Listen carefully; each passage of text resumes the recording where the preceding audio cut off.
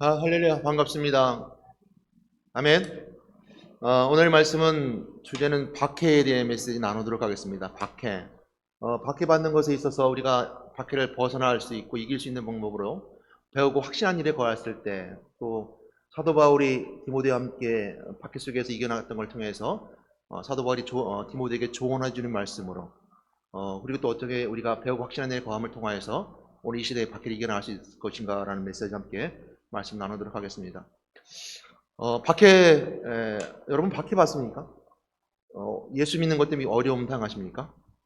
여러분 그 예수 믿는 때문에 고난 당하고 어려움 당합니까? 제가 서울에서 목회를 할 때 그 북한 선교를 하셨던 선교사님 계셨습니다. 두 분의 선교사님 계셨는데 그분들에게 이제 보고를 받는 일이 있었습니다. 북한 선교를 하게 되니까 그분들이 이제 몇 개월에 한 번씩 와서 사역 보고를 합니다. 그러면서 이제 북한 선교를 하게 되는 과정을 말씀하고 있는데, 북한에서 이 젊은 청년들이 지금은 이제 못 들어가죠. 그 선교사 성함은 민 선교사님인데 뭐 본명을 쓰지 않는 걸 잘 아시죠. 그 이제 북한 경계 지역에서 두만강 지역에서 북한에 넘어온 젊은 청년들을 교육시켜서 돌려보내는 사역을 합니다. 근데 대부분의 젊은 청년들이 북한에 나와서 조선족으로 있으면서 아니면 북한에 나와서 한국으로 오길 원합니다. 아니면 중국에서 좋은 일자리를 얻어서 북한보다 좋은 생활을 하길 원하죠. 그런데 이 두 분 선교사님들은 그들을 교육할 때 그렇게 교육시키지 않습니다. 예수를 그리스도로 교육시키고 내가 다시 한번 북한으로 들어가라라고 이렇게 교육을 시킵니다. 물론 젊은 청년들이 나와서 교육받고 돌아가게 되면 그곳에는 박해가 있을 수 있습니다. 어려움을 당할 수 있죠. 유일한 건 아니죠. 아직도 뭐 이슬람권 쪽에서는 예수 믿는 이유로 박해를 당하고 어려움을 당하고 생명을 잃을 수도 있습니다. 북한도 마찬가지입니다. 북한에 들어가게 되면 예수 믿는 이유로 박해를 당하고 어려움을 당할 수 있습니다. 이 젊은 청년들이 처음 나와서 도움을 요청했습니다.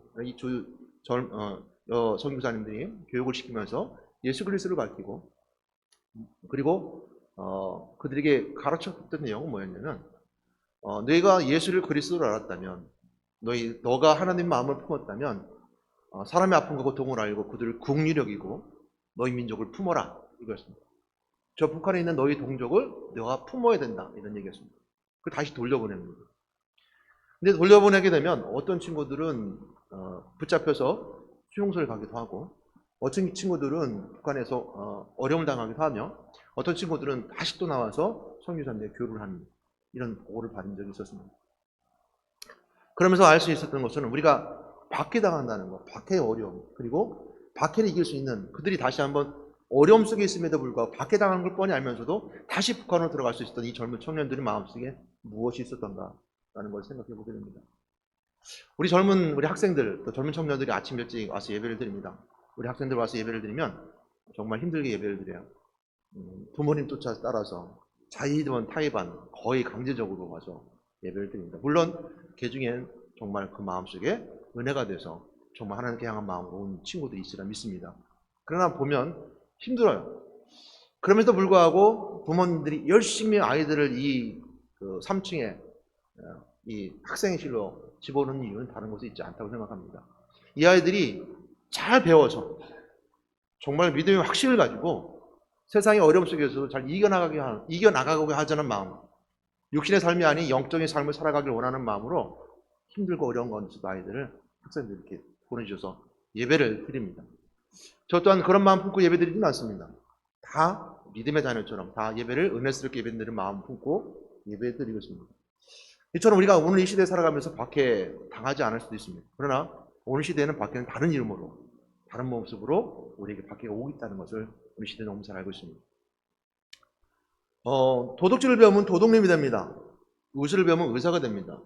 예수를 그리스도로 배우면 그리스도인이 됩니다. 여러분 무엇을 배우셨습니까? 여러분은 어떤 확신 가운데 살아가십니까? 여러분 배운 것이 무엇입니까?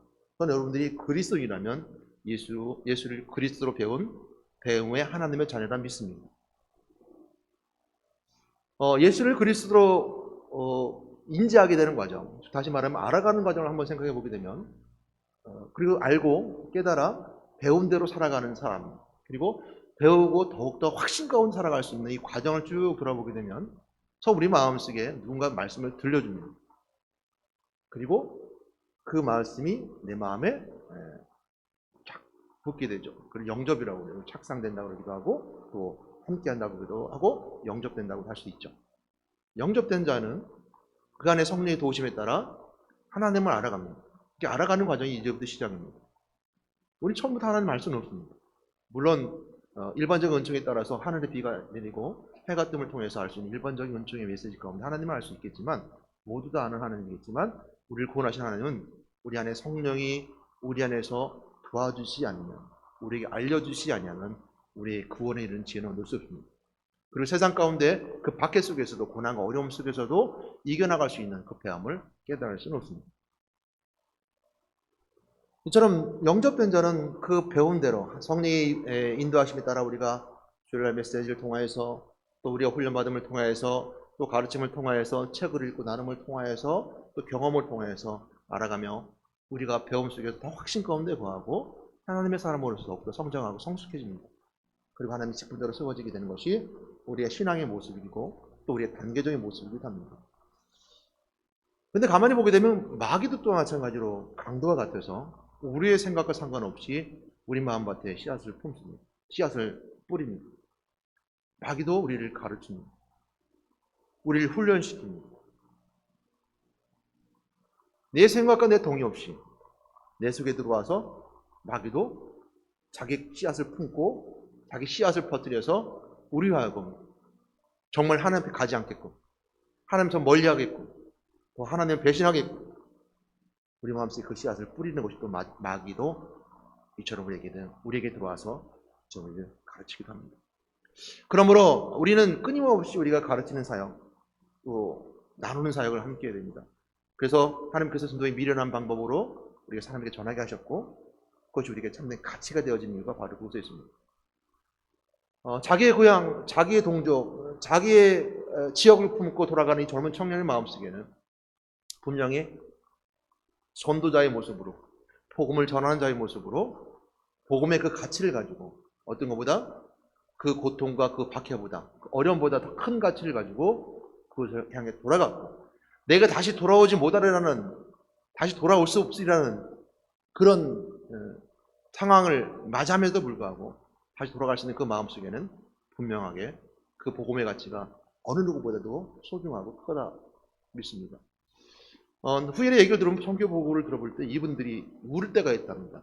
막 펑펑 울 때가 있답니다. 언제 우냐면 이 젊은 청년들이 잘 가르치고 갔다가 돌아오게 되는데 그냥 오지 않고 자기 지역의 특산물 같은 것을 하나님께 드린다고 가져올 경우라.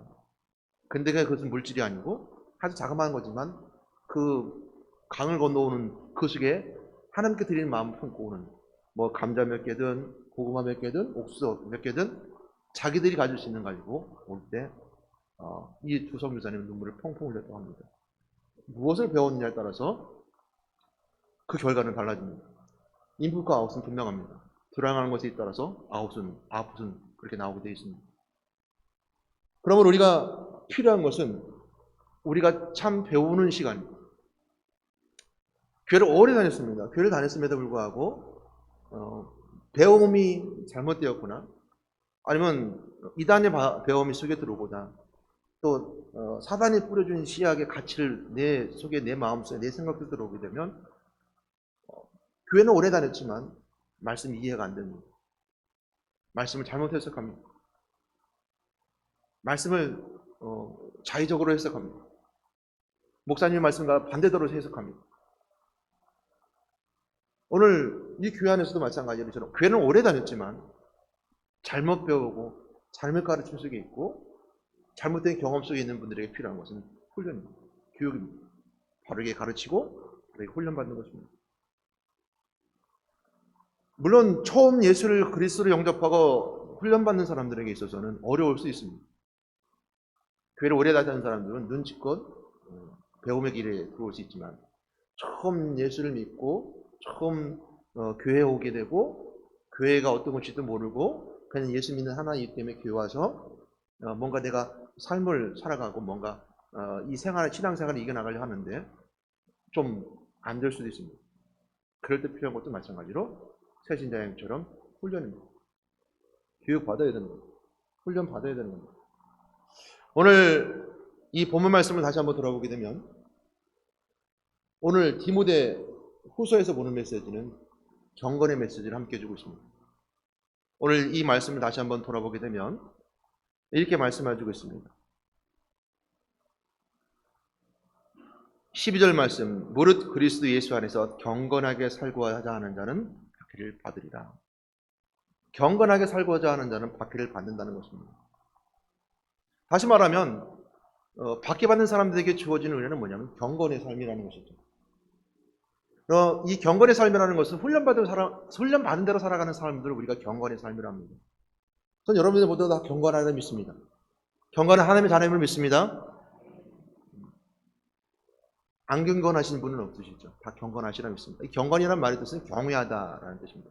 근데 경외는 강력하게 경외하다라는 뜻도 있습니다. 이 경건이라는 말은 헬라어로 유세보스라고 합니다. 그래서 강력하게 경외할 때, 이 경외라는 단어 속에 가지고 있는 의미는 두려움입니다. 왕 앞에 나가는 신하의 두려움. 근데 그 두려움은 공포의 두려움이 아니라 존경의 두려움이죠. 오늘 하나 강하게 경외한다는 것은, 우리가 경건하다는 것은 뭐냐면 하나님 앞에서의 모습처럼 하나님 앞에 두려워서 죄를 짓지 않는 모습이에요. 하나님이 두려워서 내가 하나님을 떠나는 것이 아니라 하나님 앞에 더 가까이 오는 것이죠. 그 두려움은 뭐 지옥에 가는 두려움도 있겠지만 그 두려움이 가지고 있는 건 뭐냐면 내가 이 진리의 가치에서 떠날까 하는 두려움, 하나님이 나를 멀리할까 봐 하는 두려움, 내가 이 신앙에 떠나서 마귀에 붙잡힌 자로 살아가는 자에 대한 두려움. 그래서 하나님이 나를 붙잡아 주셔서 내가 정말 붙잡아 주지 않으면 두려울 수밖에 없는 것. 이거 우리 경외라는 표현을 씁니다. 우리 경건이다 그러는 것은, 이 경건한 삶이다라는 것은 하나님을 두려워하는 것이죠. 그래서 박해를 받는 자는 경건합니다. 그래서 경건한 이유 때문에 너희들이 박해받는다 그랬습니다. 이 메시지는 디모데 후서의 메시지인데요. 디모데 전후서는 목회 서신입니다. 그러니까 디모데 전서는 목회의 7이에요. 교회의 여러 가지 상황, 목회의 7위 과정을 디모데 전서에 설명하고 있으면 디모데 후서는 개인적인 겁니다. 그러니까 개인 사역이에요. 그러니까 바울이 디모데에게 개인 사역적인 메시지를 주고 있고, 그 메시지가 오늘 읽었던 우리 본문입니다. 이 읽었던 본문인데요. 누구보다 경건했던 사람이 사도 바울이었습니다. 이 사도 바울이었는데, 이 사도 바울은 이방인의 선교사였어요. 그래서 이 오늘 본문에 기록되는 지역들이 나오게 되죠. 그래서 좀 일정 많이 앞에서 읽었습니다. 10절부터 말씀을 읽었는데, 뭐 9절에서 이제 단락적으로 떨어지고 10절부터 그 단락으로 이어지게 되는데, 그 뒤에 나오는 15절 말씀, 14절 말씀을 이해시키기 앞서서 배경을 설명해 주고 있기 때문입니다. 바울은 디모데와 함께 선교사역을 함께 했었고, 오늘 바울은 무엇을 함께 공개하기를 원하느냐면 디모데와 함께 했던 그 선교사역의 박해를 공유하기 원합니다. 그래서 지금 디모데가 목회하는 데서 목회사역에 도움과 조언을 주기 위해서 설명해 주고 있는데, 이렇게 우리가 함께 박해받았던 데가 있지 않느냐, 이렇게 박해받았는데 그 박해받은 이유는 경건함 때문이다 라는 메시지를 주고 있고, 또한 마찬가지로 이 경건한 것은 배우고 확신한 가운데 하나님께서 누릴 수 있는 것이고, 이 박해를 이길 수 있었던 것은 배우고 확신한 것 때문이다. 물론 바울은 이렇게 고백합니다. 하나님께서 거기서 건져주셨다라고 바울은 디모데에게 분명히 고백하고 있습니다. 하나님이 해준 것은, 오늘 바울이 고백하고 있으면서 너희 그 박해 속에서 이길 수 있었던 것은 경건했고, 또한 너가 배우고 확신한 가운데 거했기 때문이다 라고 설명해주고 있다는 것이죠. 사도행전 13장 14장 말씀 보게 되면, 사도행 13장 3절부터 14장 28절 말씀까지 보게 되면, 오늘 이제 바울이 오늘 지명에 등장하는 안디옥과 이고니온과 그리고 루스드와 더베의 메시지가 나오거든요. 이 안디옥은 두 지명이 있는 거 아시죠? 비시디아 안디옥과 수리아 안디옥이 있게 되는데, 수리아 안디옥은 우리가 아는 것처럼 스데반 집사님의 일로 흩어진 무리들이 함께 모여서 거기서 바울을 초청해서 복음을 듣고 변화되어서 거기서 비로소 그리스도인이라는 칭함을 듣는 적이 이 수리아 안디옥입니다. 그 수리아 안디옥은 복음을 전하는 복음 선교지의 전초기지 역할을 했었죠. 그래서 거기서 파송하게 된 바울이 파송하게 되면서 여러 가정이 거쳐서 이 비시디아 안디옥에 이르게 되는데, 그 지명이 다른 거죠. 지역이 다른 거죠. 비시디아 안디옥이 이르게 되는데, 비시디아 안디옥은 쾌락의 도시였습니다. 타락의 도시였습니다. 그래서 이 비시디아 안디옥에 가게 돼서 복음을 전했습니다. 예수가 그리스도임을 전했어요. 복음을 전했습니다. 그리고 예수 그리스도가 십자가에 못 박혀 죽으시고 부활하심을 통해서 우리 모든 죄를 다 용서해 주셨다. 그리고 너희들이 즉 유대인들에게 그렇게 말했던 것 중에 하나인데요. 너희들이 모세의 율법으로 해결되지 못했던 죄까지도 그분을 믿는 자들에게 해결될 것이다 라고 말씀을 증언했어요. 그랬더니 비시디와 안디옥에서 많은 사람이 모였어요.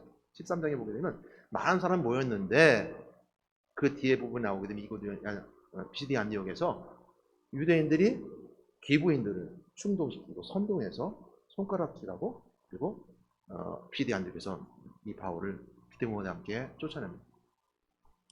결국 이제 쫓아나게 되는데 또 이제 그 간 지역이 이고니온 지역이었는데 그곳에서 또 박해를 당하게 됩니다. 어려움을 당하게 됩니다.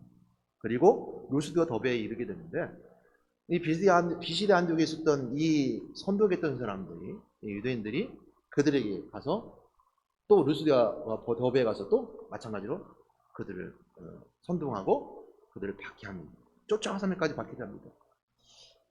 이런 것을 바로 그러면서 또 복음을 증거했었습니다. 이런 말하면서 바울이 디모데에게 이렇게 박해받았던 거 기억하지? 이거입니다. 우리 함께 그때 박해받았던 거 기억하지? 목회 조언하면서 이런 박해 속에 있었을 때 하나님 나를 건져주셨어 라는 말씀처럼 너도 그 박해 속에서도 하나님 너를 건져주실 거야 라는 메시지가 그 배경 속에 들어가 있습니다. 그러니까 디모데에게 조언해주는 부분들입니다. 디모데의 조언은 목회자의 뿐만 아니라 오늘 여기서 보게 되는 그 뒤에 나오는 메시지가 있게 되는데요. 그 뒤에 나오는 메시지 보게 되면 오늘 이 13절 말씀에 같이 보게 되면 이렇게 말씀하고 있습니다. 악한 사람들과 속이는 자들로 악하여서 속이기도 하고 속기도 하나니 했습니다. 좀 이따 더 말씀드리겠지만 13절 말씀에 악한 자들은 누구냐 하면 거짓 선지자들입니다. 그리고 교회 지도자들. 지금 디모데에게는 교회 목회 조언을 해주고 있지만 사실은 바울은 교회 지도자들에게 조언을 해주고 있는 것입니다. 교회 안에 거짓 선지자들이 많아서 그 악한 자들이 있는데 그들은 스스로 속이고 속일 뿐만 아니라 그래 교회 지도자들은 경건해야 된다. 그리고 너희들이 그 박해를 이길 수 있는 방법은 바로 배우고 확신한 가운데 거해야 된다라고 바울은 교회 지도자들에게 설명해 주고 있습니다. 그러니까 저한테만 한 얘기는 아니죠. 여러분들에게 한 얘기입니다. 여러분 직분자들에게 하신 얘기입니다. 여러분들이 박해를 이길 수 있는 방법은, 여러분의 고난을 이길 수 있는 방법은 오직 배우고 확신한 가운데 거하는 일입니다. 고난과 박해의 차이는 뭘까요? 라고 한다면 고난은 어려운 일입니다. 곤란한 일입니다. 박해는 외부적으로 누군가 못된 짓을 해서 해를 얻는 것을 박해라고 합니다. 그러므로 우리는 고난 그러면 예수님께서 말씀하셨던 너희 십자가를 지고 내가 고난의 길을 가라라고 명령하셨습니다. 저는 여러분들이 모두가 다 여러분의 십자가를 짊어지고 여러분 가정에서, 직장에서, 여러분 삶에서 십자가를 짊어지고 가는 하나님의 한 참된 자녀임을 믿습니다. 아멘. 이것이 여러분이 지어야 될 십자가이고 그 예수 그리스도로 지는 십자가의 고난의 길입니다. 예수님께 친히 가셨던 고난이기 때문에 이 고난의 길은 내가 짊어져야 되는 것입니다. 내가 가야 되는 것입니다. 근데 박해는 고난의 길을 걸어가는 자들에게 주는 내부적인 박해입니다. 고난의 길을 걸어갈 때 우리를 박해하고 힘들게 하고 어렵게 하고 고통 가운데 거하고 이것이 바로 박해라고 말합니다. 분명히 성경은 우리에게 말씀해주고 있습니다. 세상은 너희를 미워할 것이다. 나를 미워했으니까 너희도 분명히 미워할 것이라 했습니다.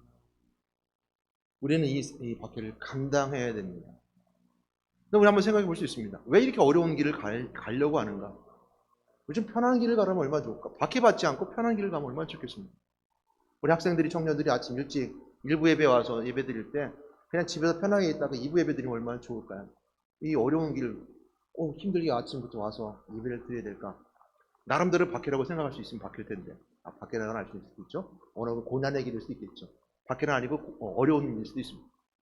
근데 그렇처럼 예배를 드리는 것은 거기 분명하게 가치가 있기 때문입니다. 우리가 먼저 생각해 보게 될 때 우리가 그럼 무엇을 배워야 되는가? 배움과 확신 가운데 거하면 그 배움과 확신이 우리를 박해에서 이기게 하고 또 박해보다 더 큰 가치를 우리에게 주어지게 되는데 이 배움은 어떤 것이고 무엇을 배워야 되는가? 여러분 무엇을 배워야 될까요? 우리 교회도 배워야 되는 건 한 가지죠. 예수는 배움이 확신하면 확실히 나오는 걸 알고 있습니다. 목사님 말씀하신 예수는 배움이 확실치 않은 것 같습니다. 배운 대로 확실하게 나오면 목사님이 가르쳐주신 대로 금방 나올 것 같습니다. 다시 한번 하겠습니다. 예수는, 그리스도는, 선지자는, 제사장은, 왕,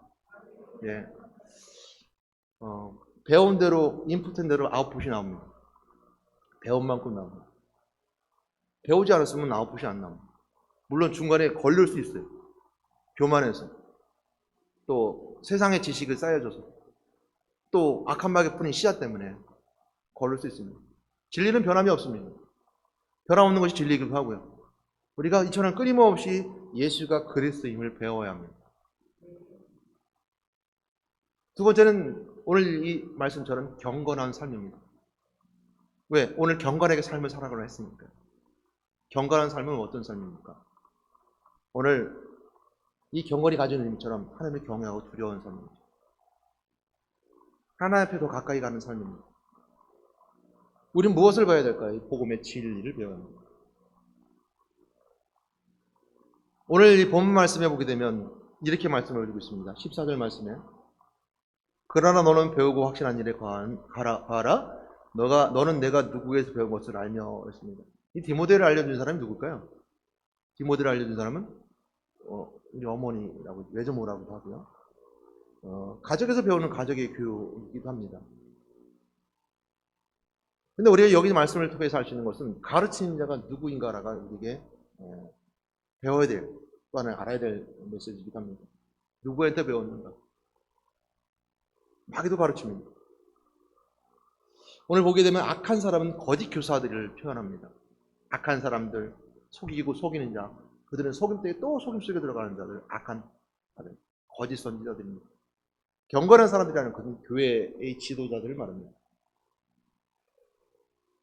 우리가 여러분 교회 지도자의 모습입니다. 여러분들도 가정에서 디모데를 가르쳤던 외조모처럼, 어머니처럼 여러분들이 자녀들을 양육할 것입니다. 여러분 가르치는 자입니다.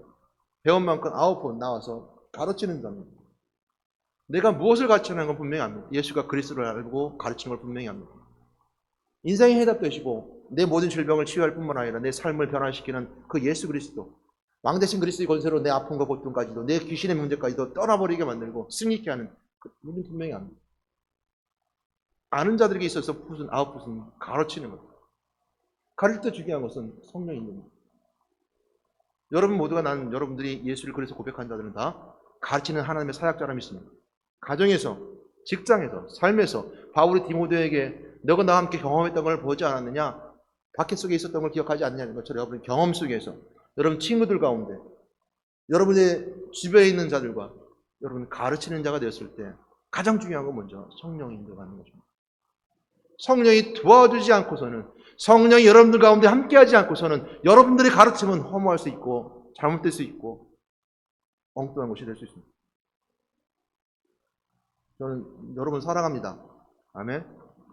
근데 사랑한다는 소리를 자랑하는 소리로 들을 수 있습니다. 난 사랑합니다 했더니 나 자랑합니다라는 소리 들을 수 있습니다. 여러분 성령 인도 받는 자들에게는 아무리 자랑하고 다른 소리 하더라도 사랑합니다라는 그 마음의 소리를 들을 수 있습니다. 사랑합니다. 오늘 성령이 여러분과 함께 하시고 성령이 여러분을 도와주실 때 여러분들은 가르친 자로 삶을 또 그 직분을 감당할 수 있고 경건한 하나님의 자녀가 될 수 있습니다. 성령님은 보혜사입니다. 자, 성령의 예를 들어서 한번 성령의 예보다 우리가 성령이 일어나는 역사를 한번 생각해보고 예를 한번 생각해 나눠보도록 하겠습니다. 합력할 선을 이루는 모습을 통해서 한 예를 들어보게 되면 오늘 한 가정에 화분이 하나 있었습니다.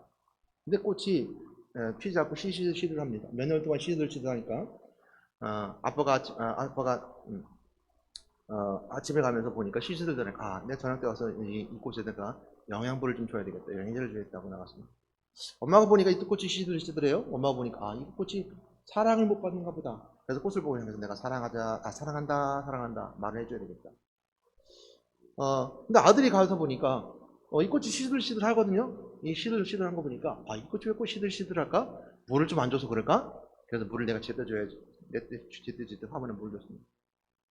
그때 딸이 이제 보니까 꽃이 시들시들해요. 그래서 이 딸이 보니까 이 꽃이 햇빛을 좀 들 때인 것 같아. 내가 햇빛 쪽에 커튼을 항상 내열을 주셔서 햇빛이 들 때는 햇빛 쪽에 그 커튼을 쳐줘야지라고 했습니다. 이 합력하여 선을 이루는 자의 모습입니다. 그랬을 때 이 꽃이 가을에 아름답게 화창하게 폈을 때 사람들이 합니다. 아빠는 말하기를 내가 영양제를 잘 줘서 그래.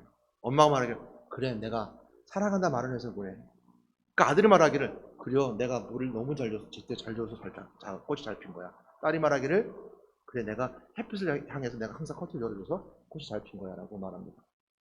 합력할 선을 이룬 자의 모습입니다. 교회는 이처럼 합력할 선을 이뤄야 됩니다. 이게 성령이 우리 도우심 때에서 이처럼 합력할 선을 이루게 되는데 문제는 문제가 됐을 때입니다. 꽃이 시들어 죽었어요. 그러니까 아빠는 거봐 당신이 그 입으로 그냥 사랑한다 말하면서도 침 튀기듯이 거기서 가서 그 꽃이 죽었지. 거봐 오빠가 말이야 물 준다고 물을 너무 많이 줘가지고 물이 뿌리가 썩어갖고 죽었지. 합력하는 선을 이루는 것에서 우리가 문제가 생기면 나무쳐서 합니다. 너가 문제야 라고 말합니다.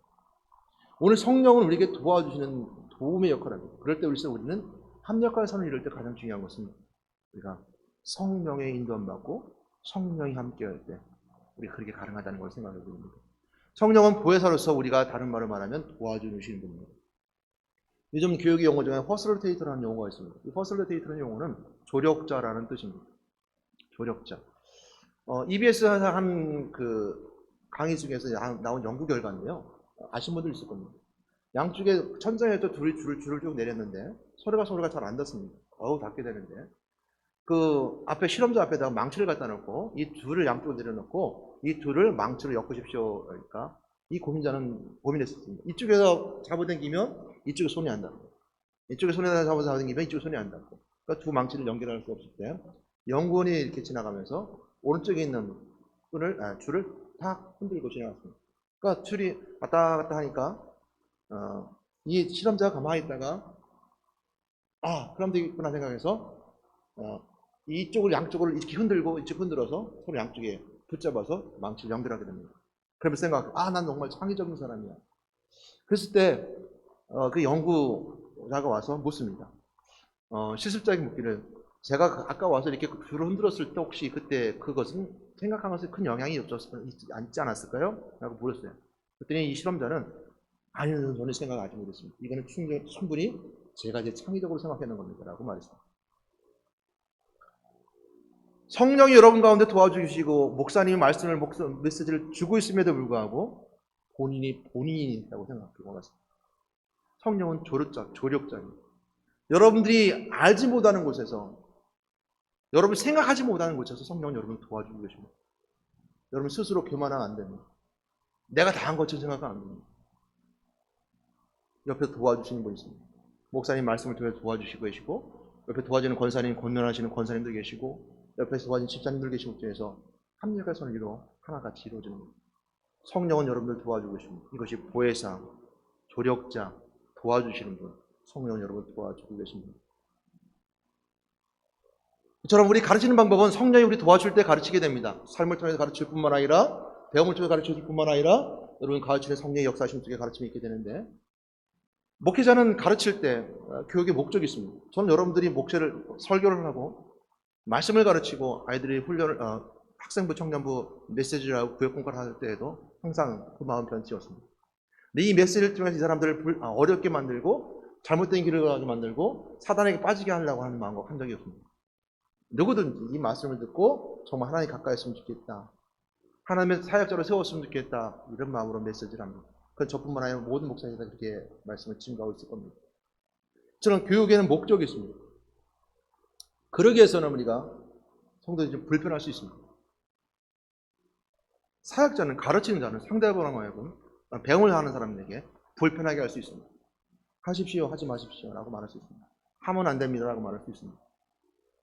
여러분이 태어나면서부터 삶을 살아가면서 생각해 보게 되면 우리는 어느 순간 무엇인가 깨져야 할 때가 있습니다. 그래도 그 다음 단계로 넘어가게 됩니다. 청소년의 시기만 머물러 있으면 안 됩니다. 청년의 시기를 가기 전까지 뭔가 내가 깨져야 됩니다. 그는 외부적으로 깨질 수 있습니다. 강력한 외부의 충격이 깨질 수도 있습니다. 직장 생활을 하든 또 성인이 되든 어떤 삶의 변화 속에서 깨어지게 됩니다. 그런 나에게 어떤 스트레스를 줄 수 있습니다. 압박을 줄 수 있습니다. 깨어질 수 있습니다. 받아들일 수 있습니다. 학교에서 가르치는 선생님을 통하여서 아니면 친구의 강력한 권면을 통하여서 아니면 내가 어떤 사고를 당하는 경험과 강력한 파워풀한 나의 어떤 경험을 통해서 바뀔 수 있습니다. 교회는 어떻습니까? 해주십시오. 해야 됩니다. 안 하면 안 됩니다. 여러분들에게서 삶이 변화되려면, 여러분 마귀의 그 배경 속에 살았던 우리 삶이 바뀌려면 강력한 충격이 있어야 됩니다. 하지 마십시오 하면 안 됩니다라고 사람을 불편하게 만들 수 있습니다. 어렵게 만들 수 있습니다. 그 길로 가면 안 됩니다라고 말할 수 있습니다. 목회자는 상당히 성도들을 불편하게 하는 사람이기도 합니다. 어쩌면 그게 내게 미움을 당할 수도 있습니다. 오늘 우리가 한 사람을 변화시키기 위해서, 또 한 사람을 가르치기 위해서 여러 가지 과정을 보게 되면 우리가 알아가는 과정을 볼 수 있습니다. 예수를 그리스도로 알고 그 범위 속에서 바뀌어져야 됩니다. 그러니까 우리가 강력한 역사 속에 중요한 것 중에 하나는 예수를 그리스도로 고백하고 알아가는 겁니다. 그게 배움입니다. 확신 가운데 와야 됩니다. 그 배움은 예수를 그리스도로 알아가는 겁니다. 알아야 되는 겁니다. 우리가 인지되어진다는 거예요. 사람이 인지되어져야 돼요. 근데 문제가 있습니다. 아이들이 인지되어지는 과정이 언제까지가 아니라 인지되는 거예요. 우리가 3살까지 보겠죠. 유아교육 하신 분들은 발달 심리에 따라 3살, 4살까지, 5살까지라고 하나요? 그때까지가 성격이 형성되는, 인지되는 과정이라고 하고 말할 수 있죠. 좀 모를 수 있습니다. 이 아이들에게서 어떻게 예수 그리스도를 알 수 있을까? 또 지적 장애에 있어서 아무리 말해도 이 지적 장애 있는 아이는 예수가 그리스도를 모를 수도 있습니다.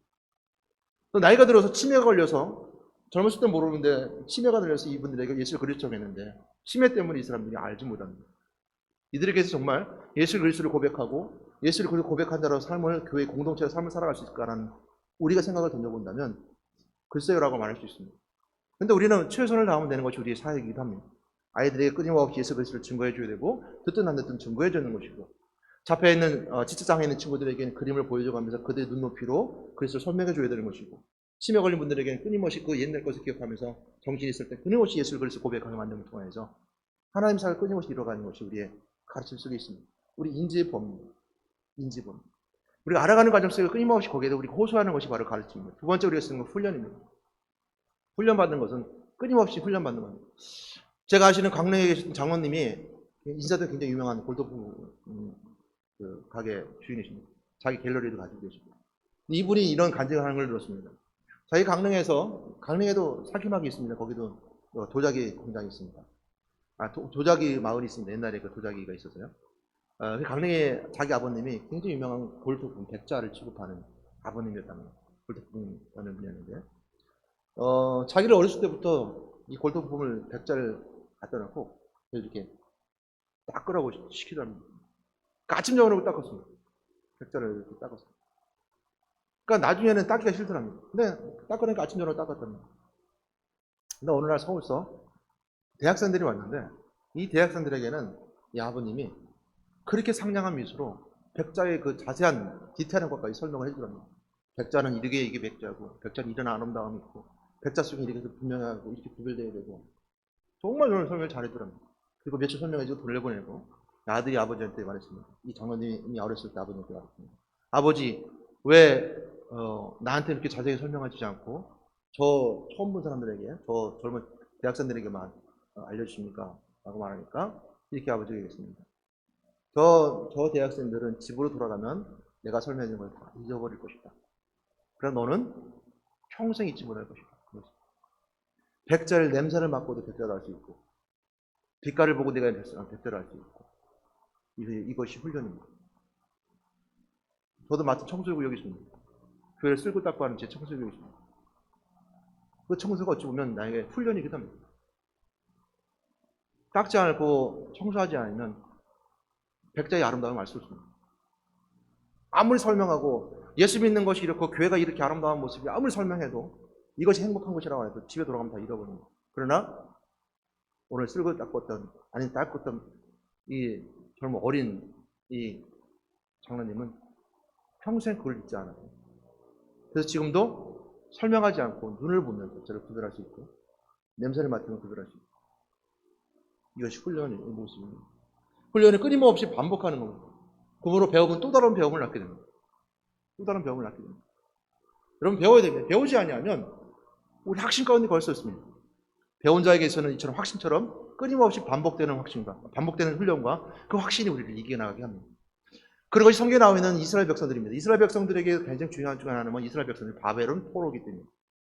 이스라엘 백성들은 나라를 잃어버렸습니다. 남유다와 북이스라엘이 다 멸망하고 그들이 가진 성전이 다 파괴되어 버렸습니다. 이스라엘 백성들이 바벨론 포로가 잡혀갔을 때 그 민족을 유지할 수 있었던 것은 가르침이었습니다. 하나님께 향한 가르침이었습니다. 그래서 그들은 땅에 세워진 건물의 나라를 바라보지 않고 그들 삶 속에 있었던, 그들 민족 속에 있던 하나님 나라를 바라보기 시작합니다. 이것이 이스라엘 백성들이 가지고 있었던 훈련의 방법이었습니다. 지금도 그들은 가족에서 자녀들을 가르치면서 입체적으로 가르칩니다. 유월절, 초막절을 얘기하면서 실질적으로 밖에 나가서 별을 보고 잠을 자고요. 자녀들에게 이스라엘 백성들이 출애굽 과정을 설명해 줍니다. 그들은 나라는 없었지만 그 바벨론 포로에서 시작한 그 교육의 모습들이 결국 회당을 통해서 그 교회를 통해서 가르치는 것이 바로 이스라엘 백성들이 있었던 훈련의 방법이었습니다. 이게 가르침이었습니다. 건물은 사라지고 꽃은 시들어버리고 사람들은 사라진다 하더라도 여러분 목사님의 가르침은 사라지지 않을 것이라 믿습니다. 명문 그리스도에게 명문 목사님이 말씀을 붙잡고 말씀을 선포하고 중요시 여겼던 하나님께 향한 그 가치관은 없어지지 않으라 믿습니다. 이것이 우리가 배운 것 가르침입니다. 오늘 우리가 배워야 될 네 가지 한번 생각해 볼 수 있습니다. 우리 확신의 네 가지 혹시 아시죠? 첫 번째 무슨 확신이죠? 구원의 확신, 신분의 확신, 임마누엘의 확신, 승리의 확신이죠. 네 가지 확신을 가진 사람에게 일곱 가지 은혜가 있습니다. 그죠? 우리 수요일날 보신 분들 다 아시죠? 구원의 은혜, 그 다음에 신분의 은혜, 임마누엘의 은혜, 승리의 은혜, 그 다음에 권세의 은혜, 잘됨의 은혜, 천국의 은혜. 확신. 네 가지 확신을 가진 사람에게 일곱 가지 은혜의 메시지를 우리가 들어주게 됩니다. 그러면부터 우리가 배움 장에 네 가지 확신 있는 자들에게는 신앙생활을 성공합니다. 일상생활도 성공합니다. 예배생활도 성공하고 기도생활도 성공하고 일상생활 가정의 생활도 성공하고 삶도 성공하게 됩니다. 오늘 박해와 박해를 이길 수 있는 방법, 배움과 확신에 대해서 메시지를 나눴습니다. 그리고 박해를 이겼던 바울은 디모데에게 그걸 함께 나누면서 하나님이 그 밖에서 우리를 건져주셨다라고 분명히 고백하고 있습니다. 저는 여러분들이 오늘 예수가 그리스도로 고백하고 하나님 만난 자가 하나님 떠난 자 하나님 만나고 죄인이 죄 용서받고 마귀에서 해방받았던 그리스도의 권세의 은혜를 누리면서 오늘 네 가지 확신을 붙잡고 일곱 가지 은혜를 가진 살면서 신앙생활 성공하고 일상생활 성공함을 통해서 여러분 모든 박해에서 이겨나리라 믿습니다. 그래서 성령 충만을 통해서 333 역적 동원을 통해서 항상 훈련받고 누리신 여러분들을 통해서 승리하는 여러분 되길 바랍니다. 마지막으로 여러분 말씀드리고 싶은 건 한 가지입니다. 왜 이것에 우리가 인생을 맡기고 살아가야 되는 것입니까? 왜 이 확신을 가지고 인생의 모든 것을 맡기고 살아가느냐? 거기에는 정말 생명의 가치가 있기 때문에 그렇습니다. 세상의 악하면 더 악하여집니다. 그리고 그 고난과 박해의 길은 내가 감당해야 될 길입니다. 예수를 믿지 않는 사람들에게는, 예수 그리스도가 없는 사람들에게는 박해가 없습니다. 쾌락과 즐거움만 있을 뿐입니다. 그러나 결국 마지막에는 지옥이라고 하는 심판대에서 지옥에 떨어지게 되는 마지막 심판의 고통이 있다는 걸 기억하시고 여러분 배운 대로 그리고 확신 가운데 누림을 통해서 박해와 고난 가운데 승리한 여러분 되시기를 주님으로 부탁드립니다. 하나님 감사합니다. 저를 사랑하셔서 이처럼 배우고 확신한 가운데 거하게 인도하신 하나님께 감사드립니다. 오늘 저희들 예수가 그리스도를 잊지 않고 확신 가운데 훈련받음을 통해서 승리하는 저희들 되게 인도해 주시옵소서. 예수 이름으로 기도드렸습니다. 아멘.